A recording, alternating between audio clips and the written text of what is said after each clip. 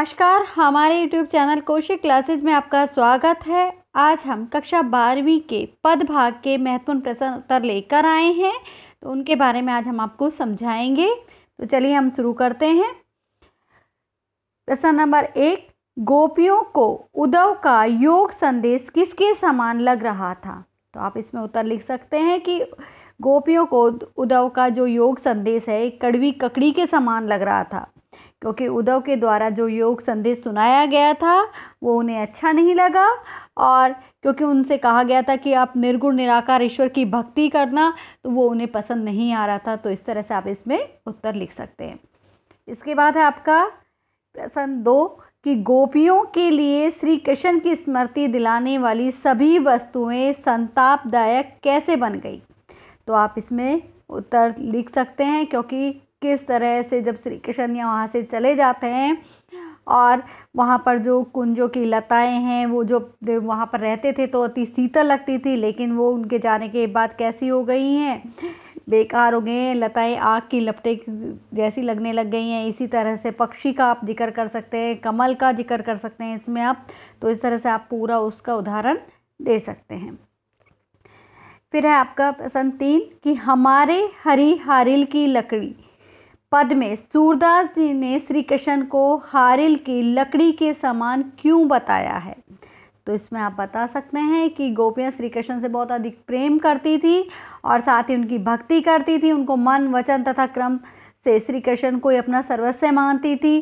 तो इसमें आप उसमें लिख सकते हैं कि किस तरह से जो हारिल पक्षी है जब उड़ता है तो अपने पंजों में लकड़ी को दबाकर उड़ता है, उसी तरह से गोपियाँ भी श्री कृष्ण की भक्ति में लीन रहना चाहती हैं। फिर है आपका प्रश्न 4 कि मथुरा काजल की कोठरी कहकर गोपियों ने क्या आपेक्ष किया है, स्पष्ट कीजिए। तो इसमें भी आप बता सकते हैं कि काजल की कोठरी का आशय कि बुरी संगति से है, और क्योंकि जब गोपियों के द्वारा जो संदेश भेजे गए थे उसका जो श्री कृष्ण है उन्होंने कोई भी जवाब नहीं दिया, तो इसी कारण से वो नाराज़ हो जाती हैं और फिर ये उल्हाना देती हैं और कहती है कि वहाँ पर जो अक्रू है, उद्धव है और कुब्जा है, उनके व्यवहार के साथ श्री कृष्ण का व्यवहार भी बुरा बनता चला गया है उनके साथ रहने के कारण। तो ये आप इसमें लिख सकते हैं। इसके बाद है प्रेम भक्ति की अमृत धारा सूरदास के पदों में निर्बोध प्रभावित हुई है, भ्रमर गीत पठित अंश के आधार पर स्पष्ट कीजिए। तो आप इसमें उत्तर बता सकते हैं कि सूरदास जी के भ्रमर गीत में गोपियों के प्रेम अनुभूति का अत्यंत मार्मिकता के साथ प्रदर्शन किया है, और वो श्री कृष्ण के प्रेम रस में पूरी तरह से गोपियाँ डूबी हुई हैं। तो उसका उदाहरण आप इसमें दे सकते हैं। हम तो दूहू भांति फल पायो, गोपियों ने इस संबंध में क्या तर्क दिया है? गोपियों ने तर्क दिया है इसमें कि हम श्री कृष्ण से यदि हमें मिल जाते हैं तो हमारे लिए बहुत अच्छा है, और यदि हमें वो नहीं मिलता है तो हम उनका यश गान करते चले जाएंगे और अपने जीवन को सफल बनाते चले जाएंगे। तो इस तरह से आप इसमें उत्तर लिख सकती हैं। मांगे घटित रहीम पद तहु बावने नाम, प्रस्तुत हुए कथन को स्पष्ट कीजिए। तो आपका ये है कि इसमें आप बताएंगे कि किस तरह से आदमी चाहे कितना भी बड़ा बन जाए, लेकिन वो जब आप हाथ पसार देता है, मांगने लग जाता है, तो उसका बड़ापन और जो सम्मान है वो कैसा हो जाता है, मिट्टी में मिल जाता है। तो उस तरह का उदाहरण आप दे सकते हैं। तरवर फल नहीं खात है, सरवर पिए न पान, इस कथन में रहीम ने क्या सीख दी है? तो यहाँ पर भी आप लिख सकते हैं इसमें कि रहीम दास जी बताते हैं कि पेड़ अपनी डालियों पर लगे फल को स्वयं नहीं खाता है, उसी तरह से तालाब में अपना जो संचित जल है उसको स्वयं नहीं पीता है। उसी तरह से परोपकार करने और या हित करने वाले लोग हमेशा त्याग करने की सीख देते हैं और स्वयं नहीं कमाते।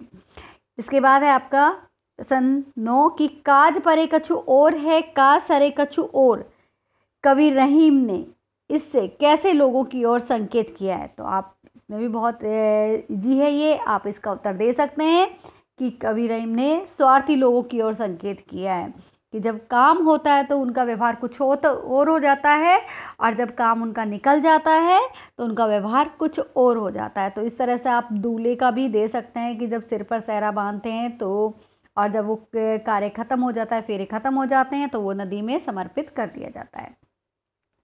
चंदन विष व्यापत नहीं लपटित रहत भुजंग, इससे कवि ने क्या तथ्य उद्घाटित किया है। तो इसमें भी आप बता सकते हैं कि इसमें कवि रहीम ने ये तथ्य उद्घाटित किया है कि उत्तम स्वभाव वाले जो लोग होते हैं उन पर कुसंगति का प्रभाव नहीं पड़ता। जिस तरह से चंदन के वृक्ष पर सांप लिपटे रहते हैं, जहरीले सांप, और उस पर वो जहरीला नहीं बना सकते पेड़ को, उसी तरह से अच्छे स्वभाव वाले व्यक्ति पर बुरी संगति का प्रभाव नहीं पड़ता है। इसी तरह से आपका प्रश्न 11 कि रहीम की नीतिगत दोहे के आधार पर उनके लोक व्यवहार की सीख को समझाइए। तो इसमें भी आप लिख सकते हैं कि रहीम के दोहे थे वो भाव विचार से अभिव्यक्त थे और अनुभव आधारित जीवन की सच्चाई से संबंध रखते हैं। इस तरह से उनको बता सकते हैं कि बुरी संगति से हमेशा बचना चाहिए और साथ ही अपना जो भेद है, अपने घर का भेद है, किसी को नहीं बताना चाहिए, किसी के सामने अपनी व्यथा को नहीं बताना चाहिए, आंखों में आंसू नहीं लाने चाहिए, क्योंकि सारा घर का भेद खोल देते हैं। नायिका नायक को पत्र क्यों नहीं लिख पा रही है। तो इसमें आप बता सकते हैं उत्तर कि नायिका है जो नायक को पत्र इसलिए नहीं लिख पा रही क्योंकि उसके हृदय की जो भावनाएं वो कागज पर लिखी नहीं जा सकती है। उन प्रेमपूर्ण भावना को कहने से उन्हें क्या हो रही है, लज्जा का अनुभव हो रहा है और नायिका के हृदय की बात पूरी तरह से नायक के हृदय में बसी हुई है और वो उसको समझ सकते हैं। जगत के चतुर चितेरे को भी कूर बनाना पड़ा, बिहारी ने ऐसा क्यों कहा है। तो यहाँ पर आप लिख सकते हैं इसमें उत्तर कि नायिका का रूप सौंदर्य इतना सुंदर है, वो प्रति क्षण परिवर्तित होता चला जा रहा है और चित्रकार परिवर्तनशील वस्तु का चित्र नहीं बना सकता है। तो यहाँ पर नायिका के सौंदर्य का वर्णन किया गया है, क्योंकि जो चित्रकार है वो गर्व और अभिमान से चूर चूर है कि हम बना सकते हैं चित्र, लेकिन जब वो नायिका को देखते हैं तो उसके सौंदर्य का चित्र नहीं बना पाते हैं। प्रश्न 14 आपका, सोवत ओढ़े पीत पटु श्याम सलोने गात, इसमें श्री कृष्ण की रूप छवि के लिए कवि बिहारी ने किन उपमाओं का प्रयोग किया है। तो ये भी आपके लिए बहुत सरल है, आप इसका उत्तर दे सकते हैं कि बिहारी ने नीलमणि पर्वत पर प्रभातकालीन सूर्य की जो पीली पीली किरणें पड़ती हैं उसके उपमा दी गई है। यहाँ पर श्री कृष्ण है जो सांवले रंग के हैं और पीले वस्त्रों को उन्होंने धारण कर रखा है और वो लेटे हुए हैं, और जब उन पर सूर्य की रोशनी पड़ती है तो वो इसी तरह से दिखाई देता है, पूरा वातावरण सुंदर दिखाई देता है। तो यहाँ पर श्री कृष्ण के शरीर को नीलमणि पर्वत बताया है और पीताम्बर मतलब पीले जो वस्त्र हैं उनको प्रातःकालीन सूर्य की पीली आभा के समान सुशोभित किया है। प्रश्न नंबर 15, बिहारी के काव्य में उक्ति, वैचित्र्य, अनुक्ति, अर्थ गांभीर्य, अर्थ विस्तार, अलंकारिता तथा कल्पना की समाहार शक्ति का विश्लेषण समावेश है। इस कथन को उदाहरण सहित स्पष्ट कीजिए, या कि आपका इन दोनों में से कोई सा भी आएगा, आंसर एक ही होगा आपका कि बिहारी ने अपने काव्य में गागर में सागर भर दिया है। इस कथन पर प्रकाश डालिए। तो आप इसमें बहुत सरल है, आप लिख सकते हैं इसमें कि कवि बिहारी ने छोटे से दोहे में छंद में इतना अर्थ भर दिया है कि उतना कि दूसरे कवियों के काव्य में नहीं मिलता है। बिहारी जी ने कम से कम शब्दों में अपनी बात को इस तरह से रखा है, अपनी कला को इस तरह से रखा है कि जैसा प्रतीत होता है कि गागर में सागर भरने जैसा है। तो इस तरह से आप उनके लोकहित की बात, उपदेश देने की बात आदि लिखेंगे। प्रश्न नंबर 16 कि बिहारी के पठित दोहों के आधार पर उनकी नीति व भक्ति को समझाइए। तो आप इसमें उत्तर लिखेंगे कि कवि बिहारी ने अपने दोहों में नीति व भक्ति दोनों का समावेश रखा है। आशावादी और स्वार्थी व्यक्ति की तुलना की है कि गुलाब के फूल पे अटके रहने वाले भोरे की तुलना की है यहाँ पे, और सांसारिक विषय योग में उलझे व्यक्ति की तुलना उन्होंने जाल में फंसे मृग की तरह की है। तो यहाँ पर आप उनका और श्री कृष्ण की भक्ति के बारे में आप बताएंगे और राधा की मधुर स्तुति को उन्होंने अपने दोहे में प्रकट किया है, तो वो आप इसमें लिखेंगे। भूषण ने अंधेरे पर किसका अधिकार बताया। तो आप इसमें भी आपका सरल है कि कवि भूषण ने शिवाजी के शौर्य प्रताप का वर्णन किया है। उन्होंने बताया कि अंधेरे पर सूर्य की किरणों का अधिकार होता है। जब सूर्य उग जाता है, उदय हो जाता है, तब रात्रि का जो अंधेरा है वो खत्म हो जाता है। तो इस तरह से उनका उदाहरण दिया है उन्होंने। प्रश्न नंबर 18, कवि भूषण ने मलेच्छ वंश पर शिवाजी के प्रभुत्व की तुलना किन पौराणिक प्रसंगों से की है? तो इसमें भी आप उत्तर लिखेंगे कि शिवाजी की वीरता के आतंक की प्रशंसा करते हुए लिखा है कि उन्होंने कि शिवाजी ने मुगलों का नाश करने के लिए जन्म लिया है। और फिर यहाँ पर आप उदाहरण दे सकते हैं कि इंद्र के द्वारा जम्बासुर का, श्री राम के द्वारा रावण का, शिव के द्वारा कामदेव का, परशुराम के द्वारा सहस्रबाहु का वध किया गया था। और फिर शेर का, हाथी पर, बाज का, पक्षियों पर, इस तरह से आपका जो दोनों पैराग्राफ है उसके उदाहरण आप इसमें लिख सकते हैं। तो उसी प्रकार से शिवाजी का किस पर है? मुगल वंश पर अधिकार है।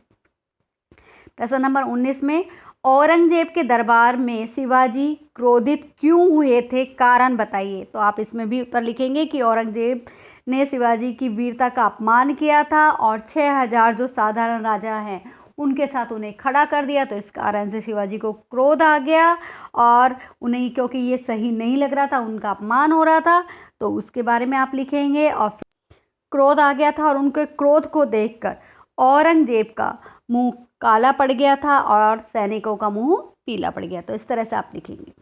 प्रश्न नंबर 20 में आपका कि कवि भूषण की रचनाओं में राष्ट्रीयता की भावना, वीरता के उद्गार वह गुण का समावेश है।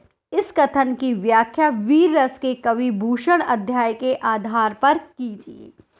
तो इसमें आप इनका बता देंगे। रीतिकालीन कवियों में भूषण अकेले ऐसे कवि थे जो राष्ट्रीय भावना से ओतप्रोत थे, तो उनकी बारे में बताएंगे। शिवाजी ने किस तरह से उनकी बखान किया है शिवाजी का उन्होंने, तो उस चीज़ का आप इसमें लिखेंगे अपने।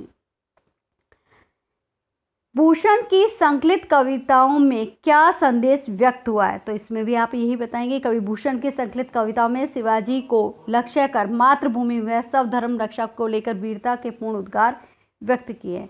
इनमें अत्याचार का विरोध, जनता के लिए जो अन्याय हो रहा था उसके ऊपर अपनी आवाज़ उठाना, ये सारी चीज़ें आप लिख सकते हैं इसमें। फिर आपका प्रश्न नंबर 22, भूषण ने शिवाजी के युद्ध प्रयाण का वर्णन किस तरह से किया है? तो आपका जो ये भूषण के उसमें पहला पैराग्राफ है आपका, तो वो आप इसमें पूरा लिख सकते हैं कि कवि ने ओजस्वी भाषा का वर्णन करते हुए बताया कि शिवाजी की सेना जो युद्ध के लिए प्रस्थान करी थी तो किस तरह से खलबली मच गई। चारों तरह की सेनाएं जब चलने लगी तो वहाँ का वातावरण किस तरह का हो गया, तो वो आप इसमें लिख सकते हैं। प्रश्न नंबर 23 में उषा कविता में कवि ने प्रातःकालीन सूर्योदय का जीवंत परिवेश का चित्रण किया है, कैसे स्पष्ट कीजिए। तो आप इसमें बताएंगे। कवि ने बताया कि भोर होने पर पहले सारा परिवेश अंधकार में डूबा हुआ था, लेकिन पूर्व दिशा में कुछ हल्का सा उजाला फैलने पर किस तरह से दिखाई दिया, नीले शंख समार, और ये सारी चीज़ें आप इसमें लिखेंगे। काली सिल्क का जिक्र करेंगे, लाल केसर का, तो वो आप लिखेंगे इसमें। उषा कविता में कवि क्या संदेश देते हैं? इसका उत्तर आप लिखेंगे। कवि ने संदेश दिया है कि प्रातःकाल प्राकृतिक परिवेश में जिस तरह से गतिशील और जीवंतता आ जाती है, उसी तरह से हमें भी अपने जीवन में क्या रहना चाहिए, गतिशील रहना चाहिए और आदि प्रयास करते चले जाना चाहिए। तो इस तरह से आप इसमें उत्तर लिखेंगे। आपका प्रश्न नंबर 25 है, भाषा, बिंब और लय का अद्भुत संयोग कवि शमशेर बहादुर सिंह की कविता उषा में लक्षित होता है। इस कथन के आधार पर शमशेर बहादुर सिंह द्वारा लिए गए नए उपमानों को लिखिए या उषा कविता में प्रयुक्त उपमान योजना स्पष्ट कीजिए। तो इसमें आप उत्तर लिखेंगे कि उषा कविता में सुबह के सूर्योदय के पहले दृश्य को व्यक्त किया गया है। नए बिंब में इसमें शरारती बच्चे के द्वारा स्लेट पर कैसे लाल खड़िया चौक रगड़ दी है, सिल पर जैसे कैसे फैल गई हो, वो ही सारे उदाहरण आपके इसके अंदर आएंगे। तो ये थे आपके पद भाग के महत्वपूर्ण प्रश्न जो कि मैंने अपने अनुभव के आधार पर आपको बताए हैं, और अगली वीडियो में हम गद्य भाग के महत्वपूर्ण प्रश्न बताएंगे। तो आपको ये वीडियो कैसी लगी? यदि अच्छी लगी है तो इसे लाइक करें, शेयर करें और चैनल को सब्सक्राइब करें। धन्यवाद।